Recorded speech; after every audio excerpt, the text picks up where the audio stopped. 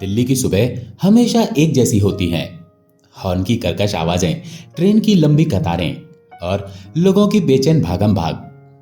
आरव शर्मा 32 साल का software engineer अपनी पुरानी हुंडई i10 को नोएडा की ओर ले जा रहा था।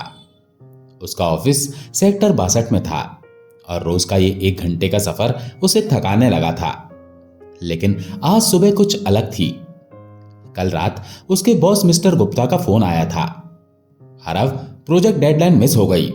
क्लाइंट बहुत नाराज है। 2 हफ्ते में सुधार नहीं हुआ तो जॉब गई समझो। आरव का दिल बैठ गया। 3 साल से वो इस कंपनी में था। रात रात भर कोडिंग करके वीकेंड्स काट कर वो अपना काम पूरी लगन और मेहनत से करता आ रहा था। घर पर पत्नी नेहा और 5 साल का बेटा आर्यन उसका इंतजार कर रहे थे। नेहा एक प्राइमरी स्कूल में टीचर थी और उनका छोटा सा फ्लैट साउथ दिल्ली के हौस खास में था। घर का खर्चा, कार लोन की ईएमआई और आर्यन की स्कूल फीस ने उनकी जिंदगी को तनावपूर्ण बना दिया था। घर पहुंचा तो नेहा किचन में थी। उसने बिना पलटे पूछा, चाय पियोगे? हाँ, आरव ने जवाब दिया और सोफे पर ढेर हो गया। आर्यन टीवी पर कार्टून देख रहा था। पापा, आज पार्क चलेंगे? उसकी मासूम आंखें चमक रही थी। कल बेटा, आज पापा थक गए, आरव ने उसे गोद में उठाते हुए कहा। रात को खाने की मेज पर नेहा ने बात शुरू की। मां का फोन आया था, कह रही थी खाटू जाओ, बाबा सब ठीक कर देंगे। आरव ने चम्मच रखते हुए कहा, नेहा, ये सब पुरानी बातें हैं। मां को लगता है हर प्रॉब्लम का हल मंदिर में है, लेकिन मुझे कोड्स फिक्स करना है, क्लाइंट्स को मनाना है, इसमें भगवान क्या करेंगे? नेहा ने गहरी सांस ली। एक बार विश्वास तो रखो, क्या हर्ज है? आरव चुप रहा। उसे अपने गांव की याद आई। राजस्थान का वो छोटा सा गांव जहां हर घर में श्याम बाबा का झंडा लहराता था। उसकी दादी की कहानियां, कैसे बाबा हर संकट में साथ देते हैं। लेकिन वो अब दिल्ली का इंसान था, जहां विश्वास की जगह डेटा और लॉजिक ने ले ली थी। अगले दिन ऑफिस में मीटिंग थी। मीटिंग में बॉस ने साफ कहा, आरव, तुम्हारे पास 2 हफ्ते हैं, या तो प्रोजेक्ट डिलीवर करो या नोटिस। ऑफिस से निकलते वक्त उसका दोस्त राहुल मिला। भाई, तेरी जॉब टफ है, तू कोई बैकअप ढूंढ ले। रात को उसे नींद नहीं आई। आरव बिस्तर पर करवटें बदल रहा था। कुछ देर बाद जब उसकी आंख लगी तो अचानक उसके मन में दादी की आवाज गूंजी, बेटा, बाबा का नाम लो, बस सब ठीक हो जाएगा। उसे कुछ समझ में नहीं आ रहा था। वो सुबह उठा तो उसने फैसला कर लिया कि वो खाटू जाएगा। उसने नेहा को बताया, मैं 2-3 दिन के लिए खाटू जा रहा हूं। ये सुनकर नेहा की आंखें फैल गईं। अचानक बिना प्लान के खाटू? वो मुस्कुराई, जाओ, शायद बाबा सुन लें। दिल्ली से सीकर की ट्रेन में बैठा आरव खिड़की के पास था। वो एक साधारण ट्रेन थी जो हर छोटे स्टेशन पर रुक रही थी। बाहर खेतों की हरियाली और गांव की धूल धीरे धीरे गुजर रही थी। उसका लैपटॉप बैग में था, लेकिन वो फोन पर बार बार ईमेल चेक कर रहा था। क्लाइंट की मेल, प्रोडक्ट अपडेट्स। उसके मन में सवाल उठा, क्या वो सचमुच मंदिर जा रहा है? एक स्टेशन पर ट्रेन रुकी। वो एक चाय की दुकान पर गया। चाय वाले ने उससे पूछा, बाबा के दर्शन को जा रहे हो? हाँ, आरव ने संक्षिप्त जवाब दिया। बाबा सब ठीक कर देंगे, चाय वाले ने मुस्कुराकर कहा। आरव ने सिर हिलाया, लेकिन उसे मन में हंसी आ रही थी। कोड बग्स ठीक करेंगे, डेडलाइंस बढ़ेगी। सीकर पहुंचते पहुंचते शाम हो गई थी। उसने खाटू के लिए ऑटो लिया। रास्ते में माहौल बदल रहा था। सड़क किनारे झंडों से सजे स्टॉल, भजनों की आवाज। खाटू नगरी में बाबा के दरबार में आपका स्वागत है, लाउड स्पीकर से गूंज रहा था। आरव का दिल तेजी से धड़कने लगा। वो मंदिर के पास ऑटो से उतरा। चारों ओर भीड़, रंग बिरंगे झंडे और अगरबत्ती की खुशबू थी। वो एक डोरमेट्री में ठहरा, जहां सादा कंक्रीट का फर्श और लोहे की खाटें थी। वो रात को लेटा तो पहले तो उसे नींद नहीं आई। बाहर भजन गूंज रहे थे, लेकिन थकान के कारण कुछ देर बाद उसे नींद आ गई। अचानक सपने में उसे नीले वस्त्रों में घोड़े पर मुस्कुराता हुआ एक योद्धा दिखा। आरव की आंखें खुली तो उसका पसीना छूट रहा था। सुबह मंदिर में लंबी लाइन लगी थी। भीड़ में हर तरह के लोग थे। किसान, व्यापारी, नौकरी पेशा। लेन में एक बूढ़ी औरत ने उससे बात शुरू की। बेटा, पहली बार आए हो? आरव ने कहा, हाँ आंटी। उस बूढ़ी औरत ने कहा, बाबा सब सुनते हैं, मेरी बेटी की शादी टूट गई थी, लेकिन दर्शन के बाद सब ठीक हो गया। 2 घंटे लाइन में लगने के बाद वो गर्भगृह में पहुंचा। श्याम बाबा ने लाल रंग के वस्त्र धारण किए हुए थे। आरव घुटनों पर बैठ गया। वो हाथ जोड़कर प्रार्थना करने लगा। बाबा, मेरी जॉब, परिवार सब दांव पर है, कुछ करो। प्रार्थना करते हुए उसके आंसू निकल आए। मंदिर के बाहर निकलते ही उसका फोन बजा। ये उसके बॉस का फोन था। आरव ने फोन उठाया तो उसके बॉस ने कहा, आरव, क्लाइंट ने डेडलाइन बढ़ा दी है, अच्छे से काम करो। आरव चौंक गया। उसने सोचा, क्या यह संयोग है? उसने मंदिर की ओर देखा। एक पुजारी ने कहा, विश्वास करो बेटा, बाबा सुनते हैं। दर्शन करके वो वापस दिल्ली लौटा। उसने नेहा को सब बताया। वो हंसी, देखा बाबा का चमत्कार। आरव चुप रहा, लेकिन मन में सवाल बाकी थे। खाटू से लौटने के बाद आरव की जिंदगी पटरी पर थी। उसे प्रमोशन मिला, सैलरी बढ़ी। नेहा ने घर में पूजा का कोना बनाया, जहां उसने श्याम बाबा की एक छोटी सी तस्वीर को स्थापित किया। लेकिन आरव का मन पूरी तरह आश्वस्त नहीं था। वो सोचता, क्या ये उसकी मेहनत का फल था या बाबा की कृपा? एक दिन ऑफिस में एक नया क्लाइंट आया, मिस्टर सिंघानिया, राजस्थान की राज एग्रीटेक के सीईओ। बातचीत में खाटू का जिक्र हुआ। सिंघानिया ने कहा, मैं भी बाबा श्याम का भक्त हूं। 2010 में मेरा एक एक्सीडेंट हुआ था।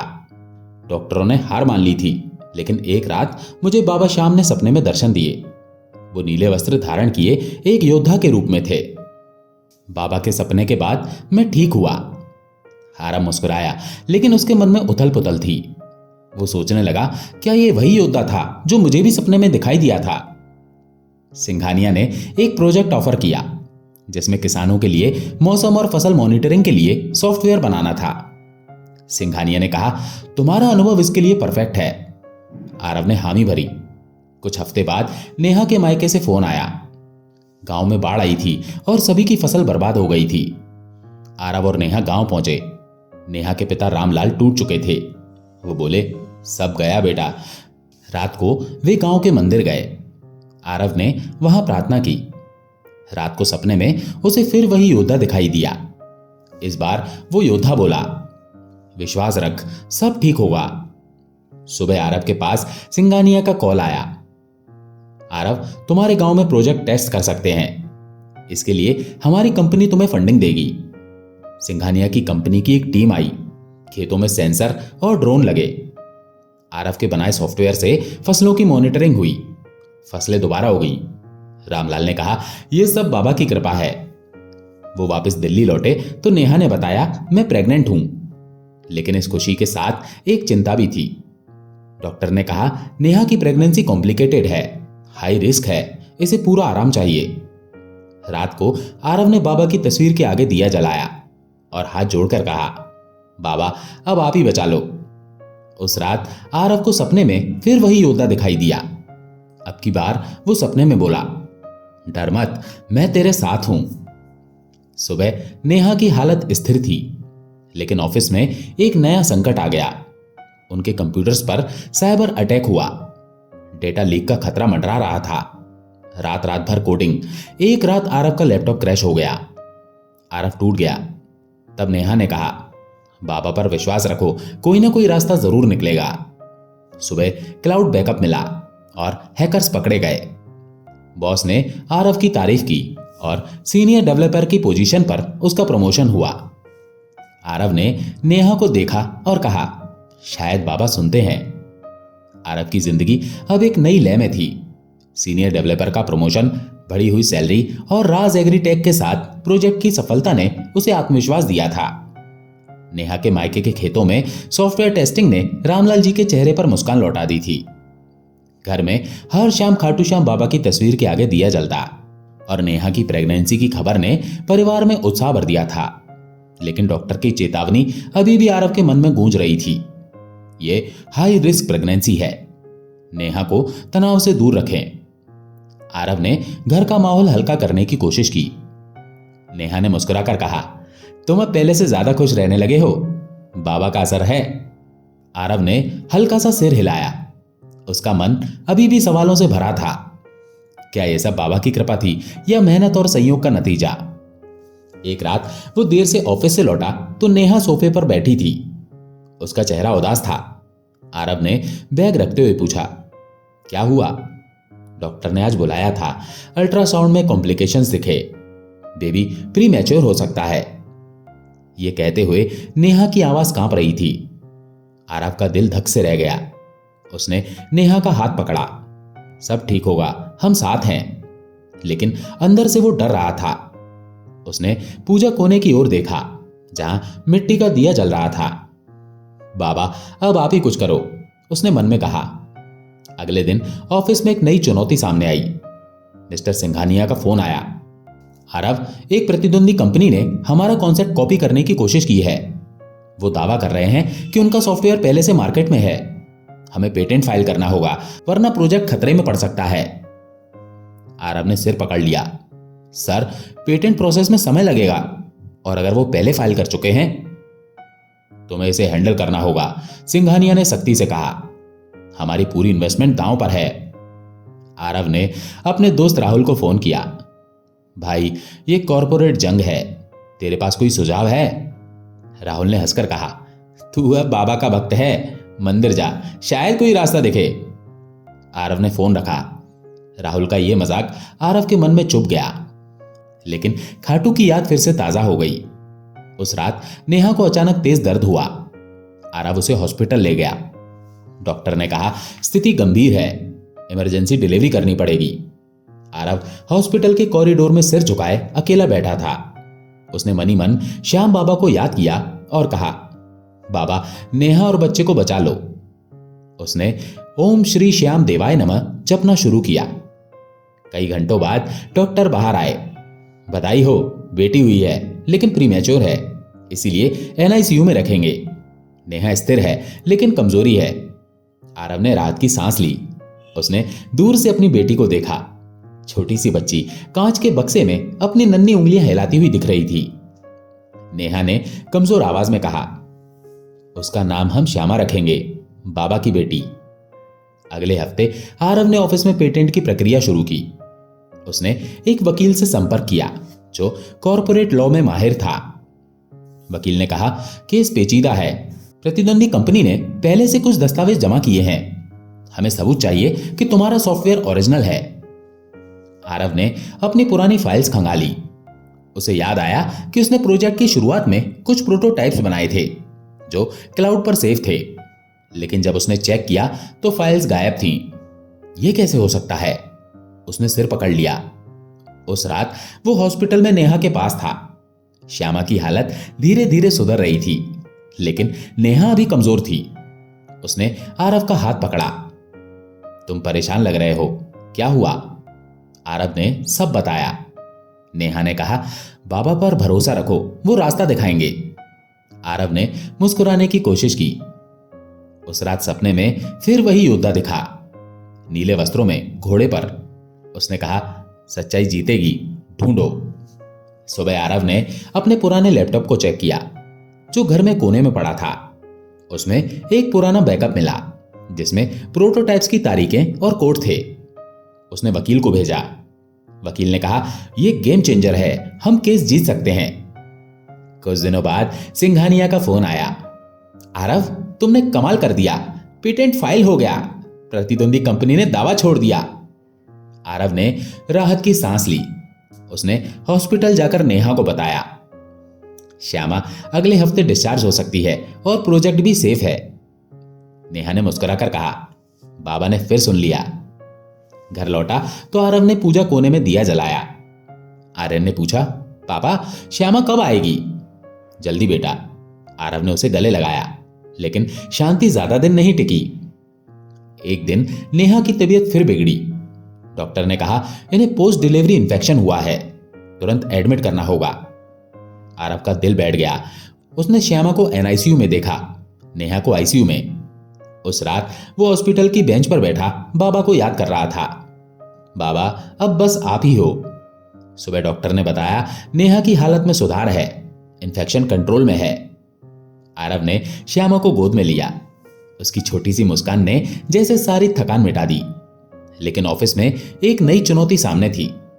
सिंघानिया ने कहा, आरव, अब हमें प्रोजेक्ट को ग्लोबल मार्केट में ले जाना है। इसके लिए तुम्हें राजस्थान शिफ्ट करना पड़ सकता है। आरव चौंका।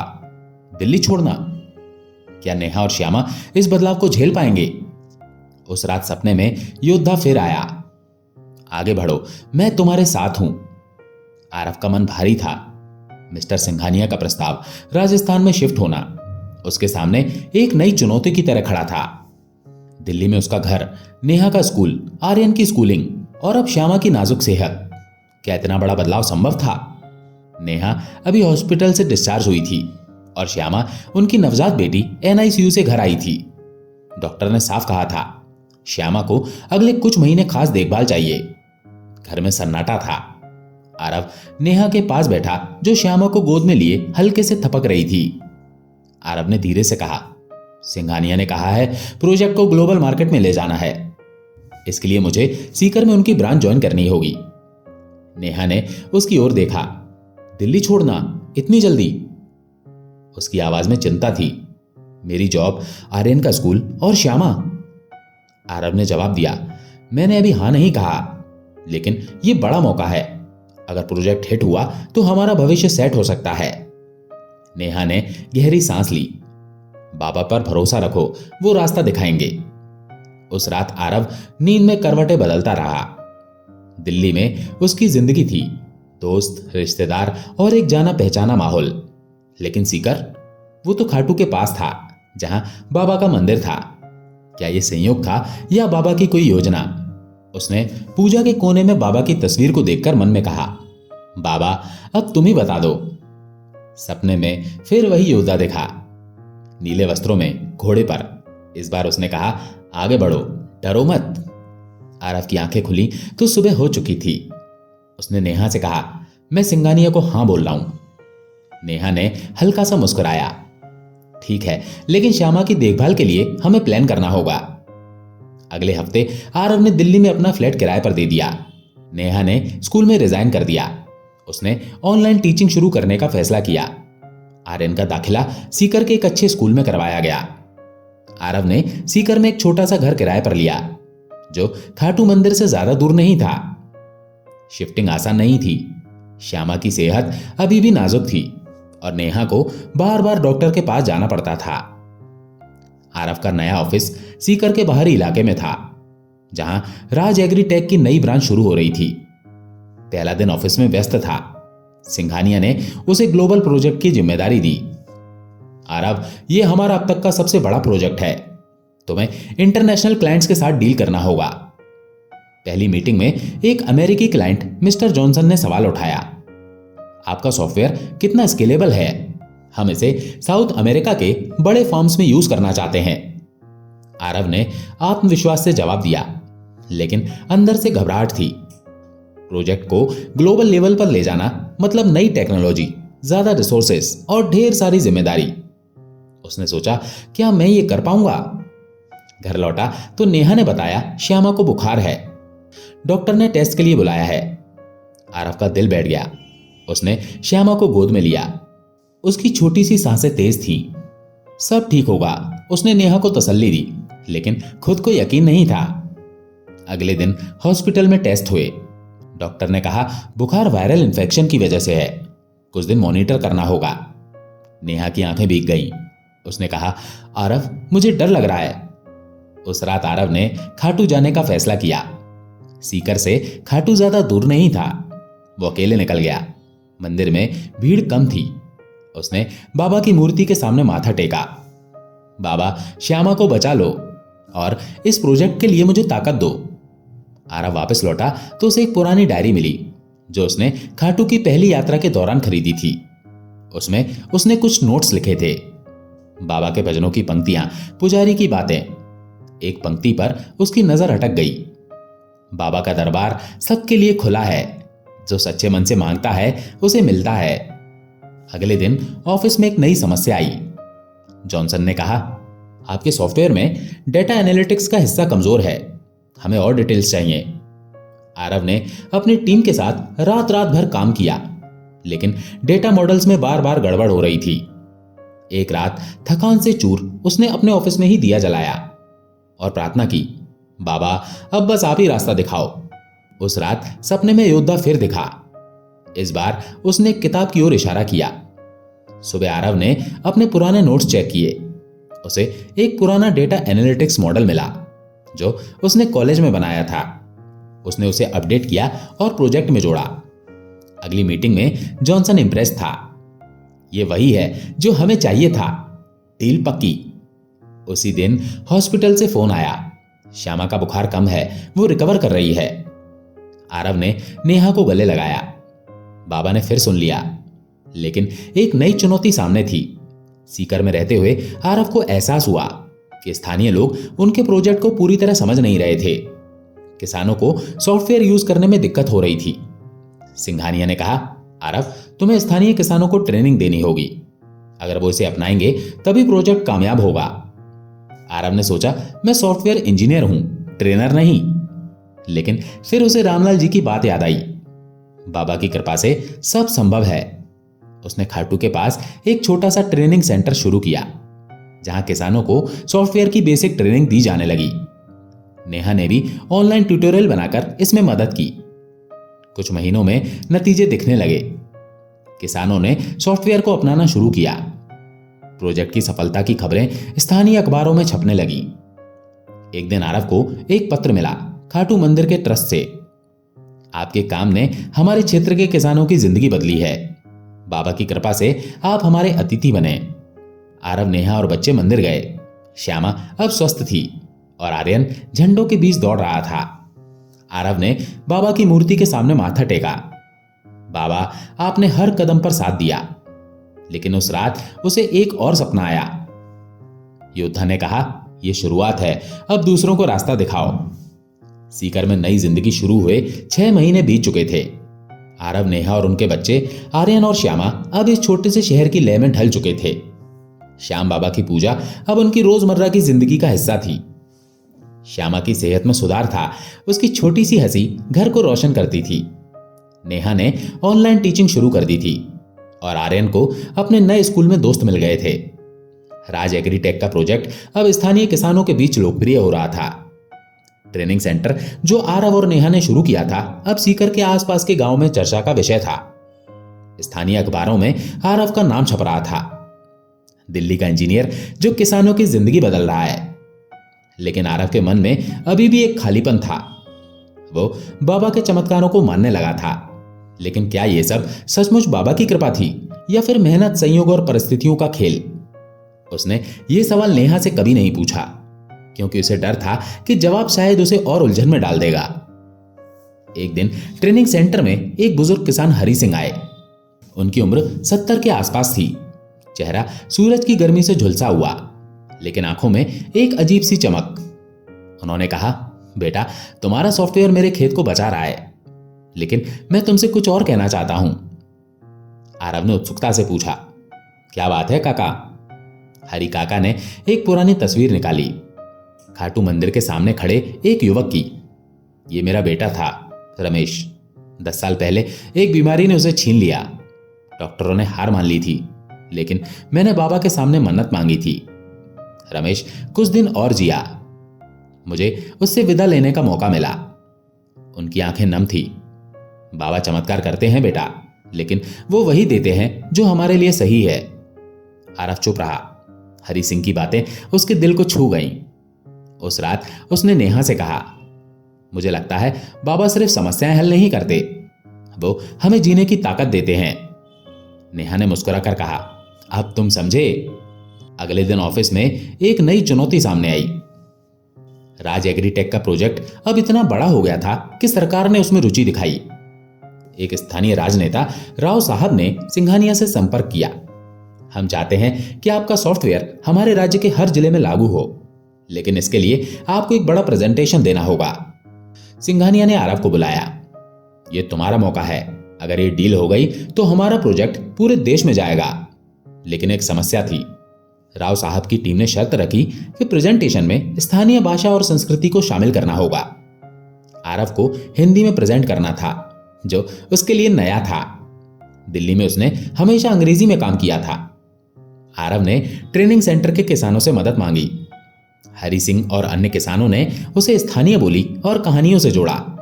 एक किसान ने कहा, बेटा बाबा की कहानी जोड़ दो, लोग सुनेंगे। आरव ने हंसकर कहा, मैं सॉफ्टवेयर बेच रहा हूं, मंदिर नहीं। लेकिन फिर उसे ख्याल आया। उसने प्रेजेंटेशन में एक स्लाइड जोड़ी, खाटू श्याम बाबा की कहानी, जिसमें विश्वास और मेहनत का मेल था। प्रेजेंटेशन का दिन आया। सीकर के एक बड़े हॉल में सरकारी अधिकारी, किसान और मीडिया कर्मी जमा थे। आरव ने अपनी बात शुरू की। जब बाबा की स्लाइड आई तो उसने कहा, यह सॉफ्टवेयर सिर्फ टेक्नोलॉजी नहीं, विश्वास है। जैसे हम बाबा पर भरोसा करते हैं, वैसे ही यह सॉफ्टवेयर आपके खेतों पर भरोसा देता है। हॉल में तालियां गूंजी।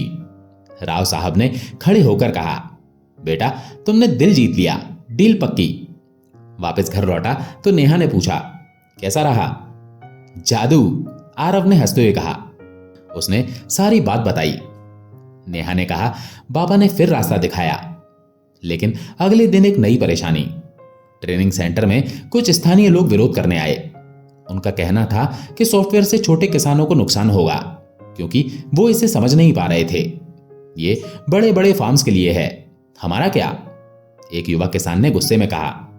आरव हैरान था, उसने इतने प्यार से ट्रेनिंग शुरू की थी, फिर ये विरोध क्यों? उसने हरि सिंह को बुलाया। काका अब क्या करूं? हरि सिंह ने कहा, बेटा लोगों का डर दूर करो, बाबा का नाम लो, वो सबको जोड़ते हैं। आरव ने एक बड़ा कदम उठाया। उसने खाटू मंदिर के पास एक मेला आयोजित किया, जहां किसानों को मुफ्त ट्रेनिंग दी गई। उसने मंदिर के पुजारी को भी बुलाया, जिन्होंने मेले की शुरुआत बाबा के भजन से की। आरव ने कहा, यह सॉफ्टवेयर आपका है, हम इसे और आसान बनाएंगे। मेले में सैकड़ों किसान आए।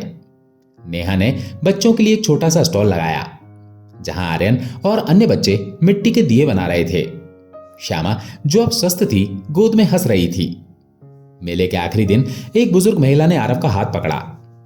बेटा, मेरे बेटे ने तुम्हारा सॉफ्टवेयर यूज किया, इस बार फसल दोगुनी हुई, बाबा ने तुम्हें भेजा है। आरव की आंखें नम हो गईं। उसने मंदिर की ओर देखा। बाबा, यह आपका चमत्कार है। उस रात सपने में योद्धा फिर आया। इस बार उसने कहा, अब तुम्हारा काम शुरू हुआ है, दूसरों को रास्ता दिखाओ। सीकर में रहते हुए आरव का जीवन अब पूरी तरह बदल चुका था। राज एग्रीटेक का प्रोजेक्ट अब न केवल राजस्थान में बल्कि देश के कई हिस्सों में लागू हो रहा था। किसानों के चेहरों पर मुस्कान और उनके खेतों में हरियाली देखकर आरव को सुकून मिलता था।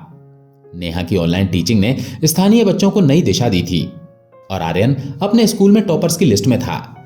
श्यामा, जो कभी एनआईसीयू में जिंदगी और मौत के बीच थी, अब एक हंसमुख बच्ची थी, जो घर में दौड़ती और सबको हंसाती। खाटू मंदिर अब उनके जीवन का अभिन्न हिस्सा था। हर हफ्ते परिवार मंदिर जाता। आरव अब बाबा की मूर्ति के सामने न केवल मन्नत मांगता, बल्कि धन्यवाद भी देता। लेकिन उसका मन अब एक नई जिम्मेदारी की ओर खिंच रहा था। पिछले सपने में योद्धा की बात, दूसरों को रास्ता दिखाओ, उसके कानों में गूंज रही थी। एक शाम ट्रेनिंग सेंटर में काम खत्म करने के बाद आरव ने नेहा से कहा, मैं एक किताब लिखना चाहता हूं, हमारी कहानी, बाबा के चमत्कार, विश्वास और इस प्रोजेक्ट की, ताकि लोग समझें कि विश्वास और मेहनत मिलकर क्या कर सकते हैं। नेहा की आंखें चमक उठी। ये बहुत अच्छा विचार है, बाबा ने तुम्हें ये रास्ता दिखाया है। उसने लिखना शुरू किया तो आसान नहीं था। आरव एक इंजीनियर था, लेखक नहीं। रातों को वो अपने पुराने नोट्स, डायरी और खाटू की यादों को समेटने की कोशिश करता। उसने हरि सिंह और अन्य किसानों से उनकी कहानियां सुनी। एक युवा किसान गोविंद ने बताया, मेरे पास खेत बेचने के अलावा कोई रास्ता नहीं था। तुम्हारा सॉफ्टवेयर और बाबा की कृपा ने मुझे नई जिंदगी दी। किताब का पहला ड्राफ्ट तैयार हुआ। शीर्षक था, खाटू की कृपा, विश्वास और मेहनत की कहानी। आरव ने इसे एक स्थानीय प्रकाशक को भेजा। जवाब में कॉल आया, आपकी कहानी दिल को छूती है, हम इसे छापना चाहते हैं, लेकिन एक सुझाव है, किताब में और लोगों की कहानियां जोड़ें, बाबा के भक्तों की। आरव ने खाटू मंदिर के ट्रस्ट से संपर्क किया। पुजारी ने उसे कई भक्तों से मिलवाया। एक महिला शांति देवी ने बताया, मेरे पति को कैंसर था, डॉक्टरों ने जवाब दे दिया था, लेकिन बाबा के दर्शन के बाद वो 3 साल और जिए। एक युवा लड़के ने कहा, मैं नौकरी के लिए तरस रहा था, बाबा के सामने माथा टेका और अगले हफ्ते कॉल आया। इन कहानियों ने आरव को प्रेरित किया। उसने किताब में एक नया अध्याय जोड़ा, बाबा के भक्तों की आवाज। किताब छपकर आई। लॉन्च के दिन सीकर में एक छोटा सा समारोह हुआ। मंदिर के पुजारी ने किताब का उद्घाटन किया और स्थानीय लोग, किसान और मीडिया कर्मी जमा हुए। किताब हिट हो गई। पहले हफ्ते में ही हजारों कॉपियां बिकी। लोग फोन और पत्र भेजने लगे। एक पत्र में लिखा था, आपकी किताब पढ़कर मैंने खाटू जाकर मन्नत मांगी। मेरा बेटा जो सालों से बीमार था अब ठीक हो रहा है। लेकिन सफलता के साथ एक नई चुनौती आई। कुछ स्थानीय संगठनों ने किताब पर सवाल उठाए। उनका कहना था, यह सॉफ्टवेयर कंपनी का प्रचार है, बाबा का नाम इस्तेमाल मत करो। एक न्यूज चैनल ने डिबेट शुरू कर दी, क्या खाटू श्याम बाबा का नाम व्यवसायिक फायदे के लिए इस्तेमाल हो रहा है? आरव परेशान था। उसने सिंघानिया से बात की। सर, मैंने किताब बाबा के प्रति श्रद्धा से लिखी थी, अब क्या करूं? सिंघानिया ने कहा, सच्चाई सामने आएगी, तुम खाटू जाओ। आरव परिवार के साथ मंदिर गया। उसने बाबा के सामने माथा टेका। बाबा, मैंने तो बस आपकी बात फैलानी चाहिए, अब रास्ता दिखाओ। उस रात सपने में योद्धा फिर दिखा। सच्चाई बोलो, लोग सुनेंगे। अगले दिन आरव ने एक प्रेस कॉन्फ्रेंस बुलाई। उसने साफ कहा, मेरी किताब बाबा के चमत्कारों और भक्तों की कहानियों की है। इसका कोई व्यावसायिक मकसद नहीं। जो रॉयल्टी मिलेगी वो खाटू मंदिर के ट्रस्ट और किसानों के लिए जाएगी। उसके बयान का असर हुआ, विरोध कम हुआ और किताब की बिक्री और बढ़ गई। एक दिन आरव को XAI नाम की कंपनी से कॉल आया। हमने आपकी किताब पढ़ी, आपका प्रोजेक्ट AI के साथ और बेहतर हो सकता है, क्या आप हमारे साथ काम करना चाहेंगे? आरव हैरान था। उसने नेहा से बात की, यह बहुत बड़ा मौका है, लेकिन क्या हम फिर से इतना बड़ा बदलाव झेल पाएंगे? नेहा ने मुस्कुराकर कहा, बाबा ने हमें यहां तक पहुंचाया, वो आगे भी साथ देंगे। आरव ने हामी भरी। XAI के साथ काम शुरू हुआ। उनका सॉफ्टवेयर अब AI से लैस था, जो किसानों को और सटीक जानकारी देता था। प्रोजेक्ट की सफलता ने आरव को राष्ट्रीय स्तर पर पहचान दिलाई। एक अवार्ड समारोह में उसे इनोवेटर ऑफ द ईयर का खिताब मिला। समारोह में उसने कहा, यह अवार्ड मेरा नहीं, खाटू श्याम बाबा का है।